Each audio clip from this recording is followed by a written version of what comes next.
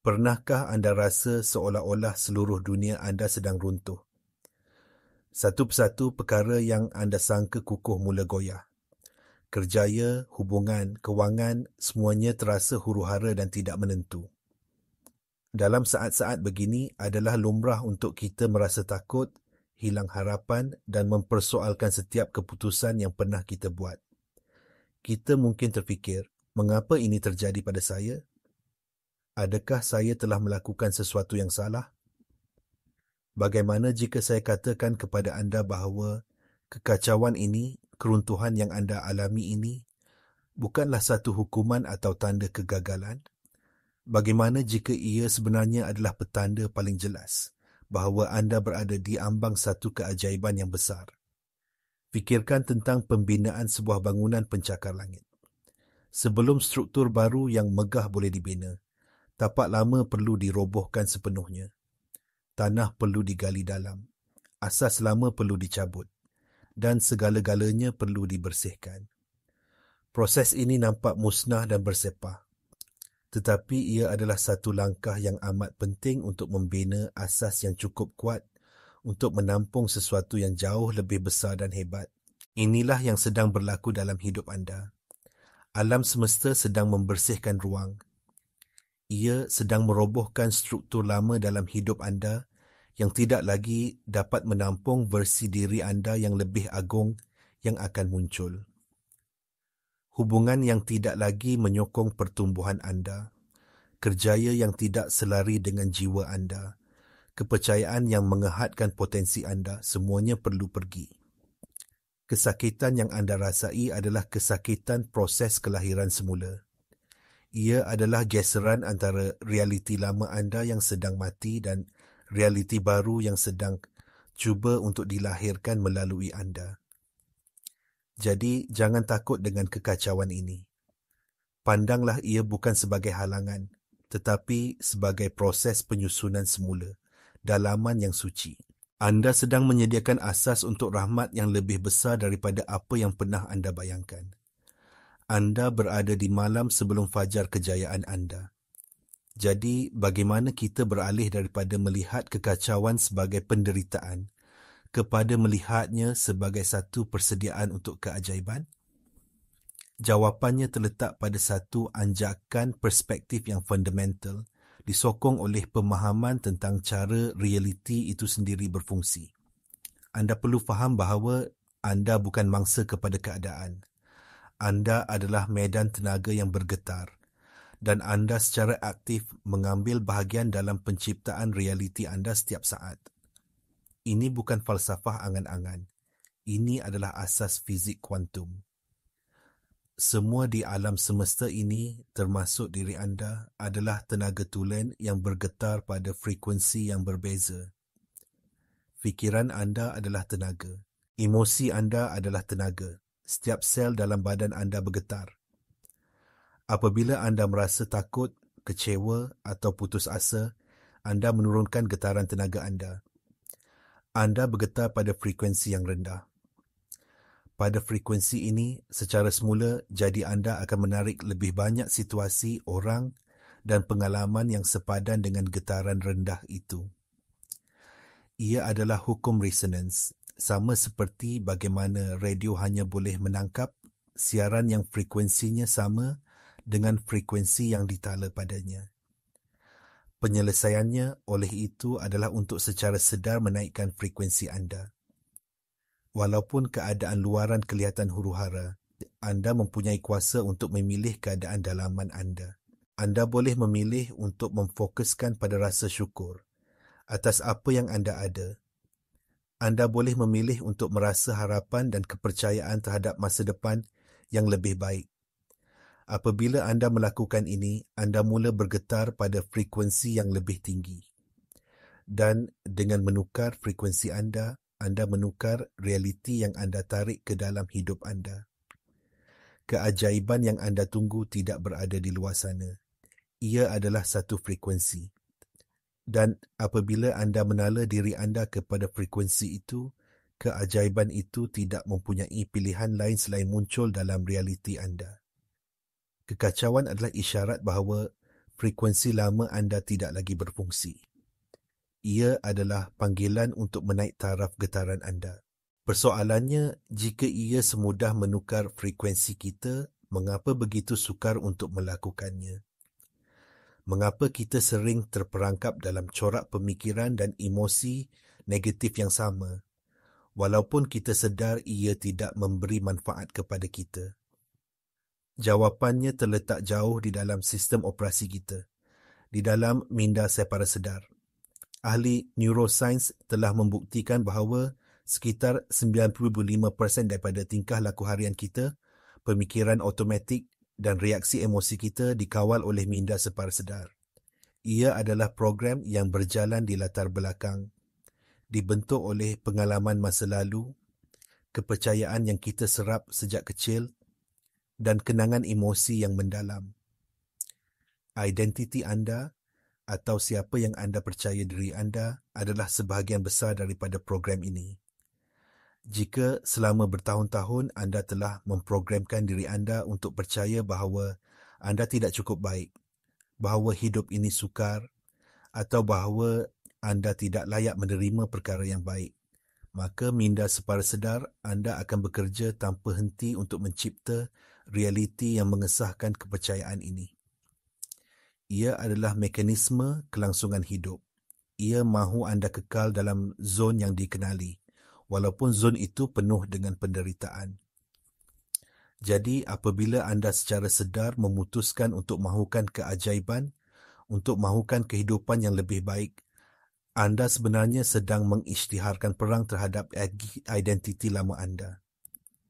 Kekacauan yang anda alami adalah konflik antara 5% minda sedar anda yang inginkan perubahan dan 95% minda separa sedar yang berpegang teguh pada program lama. Ia adalah rintangan dalaman. Diri lama anda sedang berjuang untuk terus hidup. Ia akan membangkitkan keraguan, ketakutan dan memaparkan bukti dari masa lalu untuk meyakinkan anda bahawa perubahan adalah mustahil. Memahami ini adalah sangat penting. Anda tidak melawan dunia luar. Anda sedang mengubah program dalaman anda. Setiap kali anda memilih untuk tidak bertindak balas dengan cara lama, setiap kali anda memilih kepercayaan berbanding ketakutan, anda sedang menulis semula kod minda separa sedar anda. Anda sedang membiarkan diri lama anda mati supaya diri baru anda boleh dilahirkan. Maka, apakah langkah-langkah praktikal yang boleh anda ambil untuk mempercepatkan anjakan ini dan mula menyelaraskan diri dengan realiti keajaiban anda? Langkah pertama adalah untuk menjadi pemerhati yang peka terhadap tanda-tanda halus yang dihantar oleh alam semesta. Tanda-tanda ini adalah bisikan bahawa anda berada di landasan yang betul. Salah satu tanda yang paling biasa ialah sinkronisiti. Anda mungkin mula melihat urutan nombor yang berulang seperti sebab puas sebas ataupun 4 belit. Anda mungkin secara rawak terfikir tentang seseorang dan beberapa saat kemudian mereka menelefon anda. Atau anda mungkin mempunyai satu soalan dalam fikiran dan jawapannya tiba-tiba muncul dalam lirik lagu di radio atau pada papan iklan. Ini bukan kebetulan.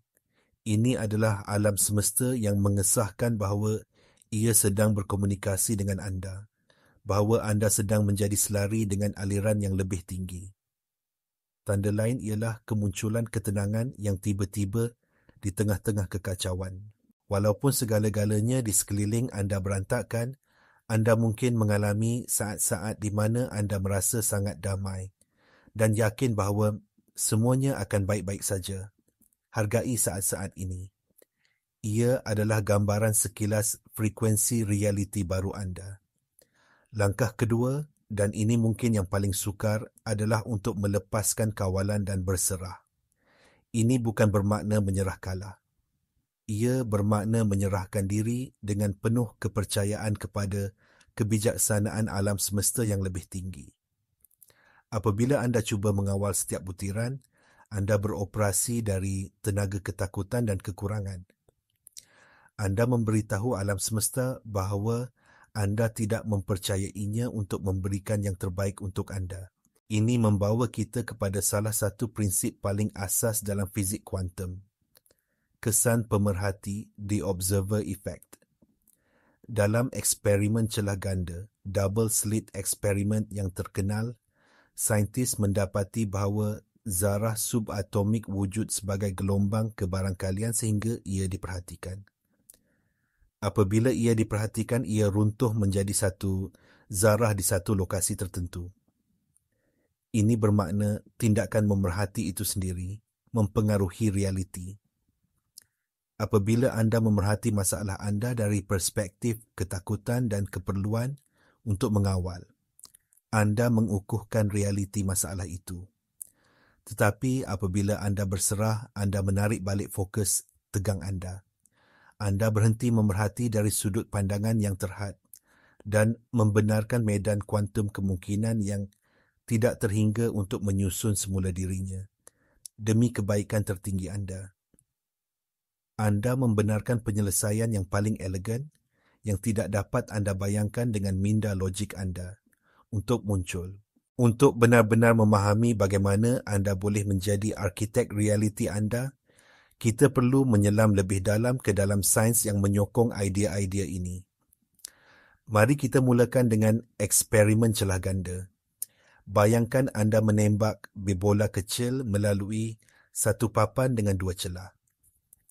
Secara logik, anda akan menjangkakan dua garisan bibola akan terbentuk di dinding di belakangnya. Inilah yang berlaku dengan jirim biasa. Tetapi apabila saintis melakukan ini dengan elektron zarah subatomik, sesuatu yang aneh berlaku.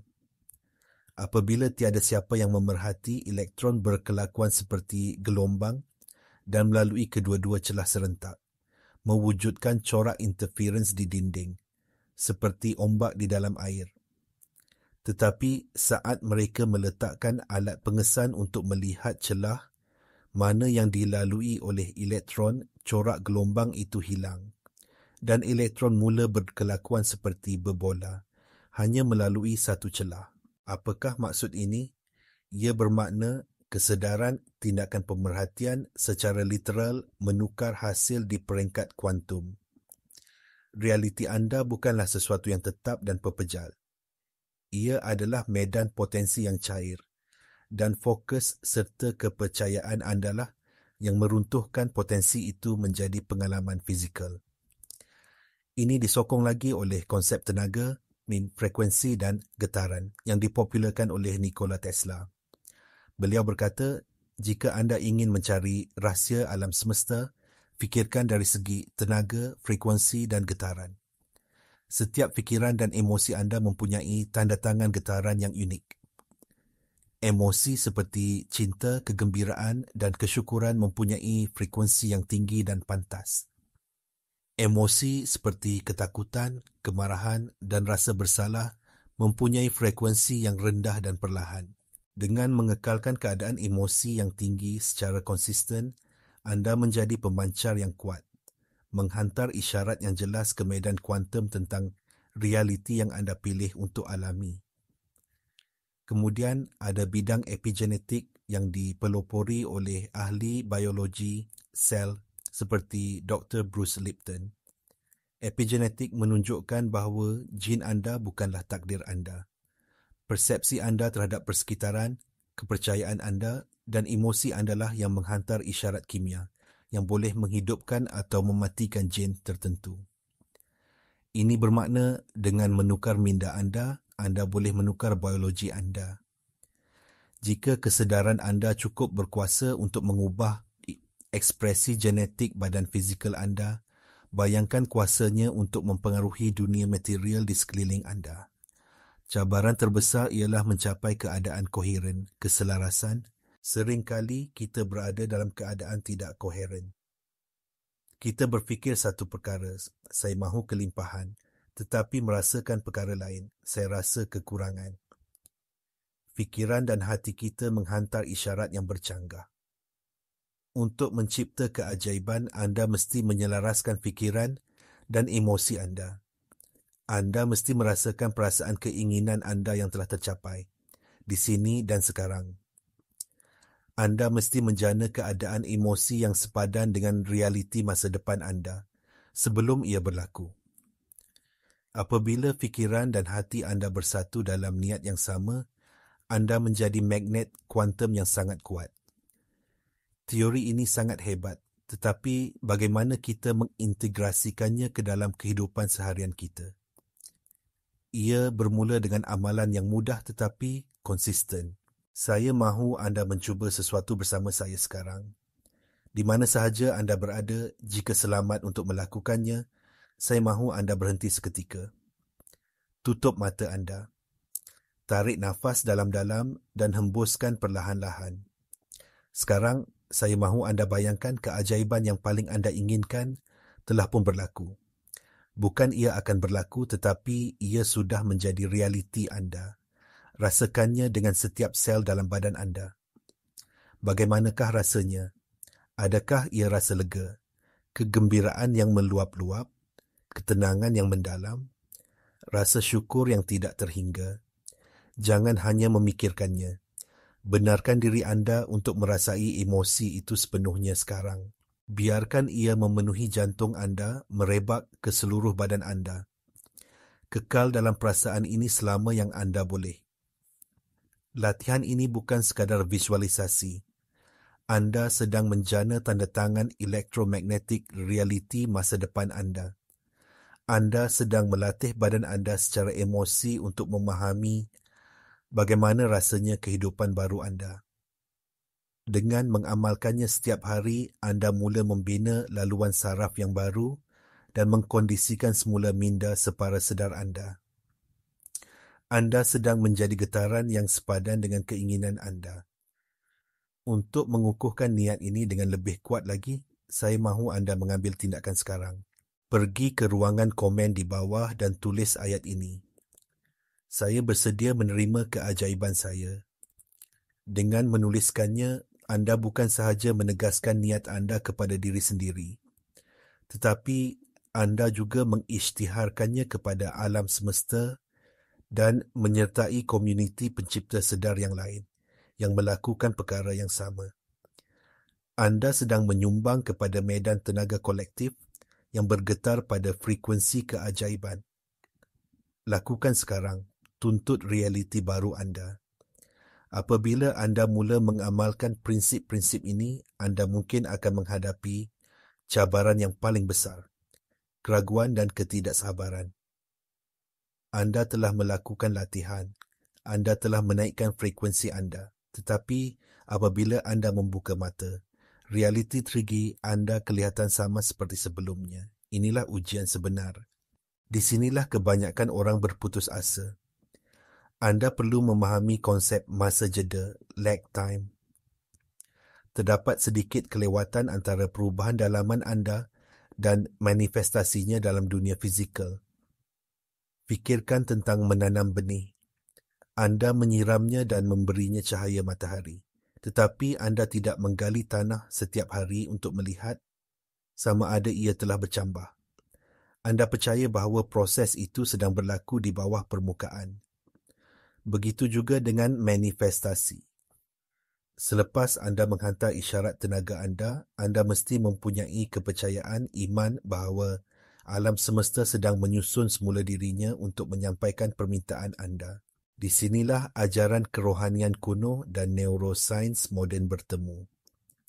Tradisi kerohanian di seluruh dunia menekankan kepentingan iman. Iman bukanlah kepercayaan buta. Ia adalah satu pengetahuan dalaman yang mendalam. Ia adalah keupayaan untuk mengekalkan visi dan perasaan keinginan anda yang telah tercapai, walaupun panca indera fizikal anda memberitahu anda sebaliknya. Neuroscience menjelaskan ini sebagai proses membina semula otak anda. Otak anda telah membentuk laluan saraf yang kukuh untuk corak pemikiran lama seperti keraguan, kebimbangan dan kekurangan. Setiap kali anda memilih untuk mempercayai yang tidak kelihatan berbanding yang kelihatan, anda sedang melemahkan laluan saraf lama itu dan menguatkan yang baru. Ia seperti membina otot. ia memerlukan pengulangan dan konsistensi. Kekacauan yang anda lihat di luar seringkali merupakan ujian terakhir iman anda sebelum kejayaan besar. Adakah anda akan kembali kepada cara pemikiran lama atau adakah anda akan tetap teguh dalam frekuensi baru anda? Ini juga berkaitan dengan prinsip resonance kuantum. Apabila anda secara konsisten mengekalkan keadaan getaran yang tinggi, anda mula beresonans dengan orang, peluang dan peristiwa yang berada pada frekuensi yang sama. Anda tidak perlu lagi mengejar atau memaksa sesuatu berlaku. Sebaliknya, anda menariknya ke dalam medan tenaga anda secara semula jadi. Orang yang tepat akan muncul, pintu yang betul akan terbuka. Tugas anda bukanlah untuk memikirkan bagaimana ia akan berlaku. Itu adalah kerja alam semesta. Tugas anda adalah untuk menjaga keadaan dalaman anda. Jaga frekuensi anda. Kekal dalam keadaan cinta, syukur dan kepercayaan. Itulah satu-satunya kerja yang perlu anda lakukan. Selebihnya akan diuruskan. Kita telah melalui satu perjalanan yang mendalam hari ini. Kita telah melihat bagaimana tempoh yang paling huru-hara dalam hidup anda sebenarnya bukanlah satu kesilapan, tetapi satu proses penyusunan semula yang suci. Ia adalah keruntuhan yang perlu berlaku sebelum kejayaan besar. Ia adalah alam semesta yang membantu anda merobohkan asas lama yang tidak lagi boleh menyokong keagungan yang menanti anda. Anda telah belajar bahawa anda bukan sekadar pemerhati pasif dalam hidup anda. Anda adalah arkitek kuantum realiti anda. Melalui pemahaman tentang fizik kuantum, neuroscience dan epigenetik, kita tahu bahawa fikiran, emosi dan kepercayaan anda secara literal membentuk dunia yang anda alami. Anda adalah medan tenaga dan dengan menukar frekuensi getaran anda boleh menukar realiti yang anda tarik. Ingatlah kuasa yang ada dalam diri anda pada setiap saat. Masa lalu anda tidak menentukan masa depan anda melainkan anda terus hidup di sana. Titik kuasa anda sentiasa berada pada masa sekarang. Dalam saat ini, anda boleh memilih pemikiran yang berbeza. Anda boleh memilih perasaan yang berbeza. Anda boleh memilih untuk melihat kekacauan bukan sebagai penghalang, tetapi sebagai jambatan ke realiti baru anda. Anda mempunyai keupayaan untuk memilih satu takdir yang berbeza dari medan kuantum kemungkinan yang tidak terhingga, hanya dengan mengubah keadaan dalaman anda. Jangan sekali-kali memandang rendah kuasa satu anjakan perspektif. Ia boleh mengubah segala-galanya. Jika mesej dalam video ini memberi resonans kepada jiwa anda, jika anda merasakan kebenaran dalam kata-kata ini, saya menjemput anda untuk menekan butang suka. Langgan saluran ini untuk lebih banyak kandungan yang direka dengan niat, kasih sayang dan keprihatinan untuk menyokong perjalanan anda mengingati siapa diri anda sebenarnya. Dan yang paling penting, kongsikan video ini dengan seseorang yang anda kenali yang mungkin sedang melalui fasa keruntuhan mereka sendiri. Anda mungkin memberikan mereka cahaya harapan yang mereka perlukan untuk terus bertahan sebelum keajaiban mereka tiba. Ingatlah sentiasa anda jauh lebih berkuasa daripada yang anda sedari. Anda adalah pencipta. Sekarang pergilah dan ciptakan keajaiban anda.